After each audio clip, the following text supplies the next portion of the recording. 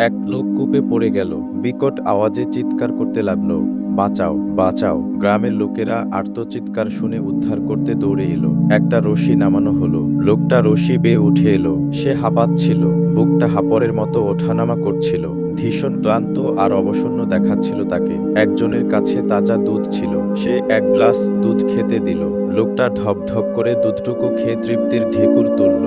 লোকেরা জানতে চাইল, তুমি কূপে পড়ে গেলে কিভাবে? লোকটি বলল, আমার মেষগুলোকে পানি পান করাতে এসেছিলাম। বালতিটা কূপে ফেলে উপরের দিকে টানছিলাম। তখন আমি এভাবে কূপের কিনারায় দাঁড়িয়েছিলাম। লোকটা কিভাবে কূপের কিনারায় দাঁড়িয়েছিল সেটা হুবহু দেখাতে গিয়ে আবার কূপে পড়ে গেল। এবার পড়ে আর বাঁচল না। বেকায়দায় পড়ে বেমক্কা ধার মুটকে মারা গেল। গ্রামের লোকজনের আফসোসের সীমা রইল না। গায়ের ইমাম সাহেব পাশেই দাঁড়িয়েছিলেন। তিনি বললেন, লোকটা কূপ থেকে উঠে এসেছিল মূলত রিজিকের টানে। রিজিকের এক গ্লাস দুধ তার পাওনা রয়ে গিয়েছিল। রিজিক সুনির্ধারিত, সুবহানাল্লাহ।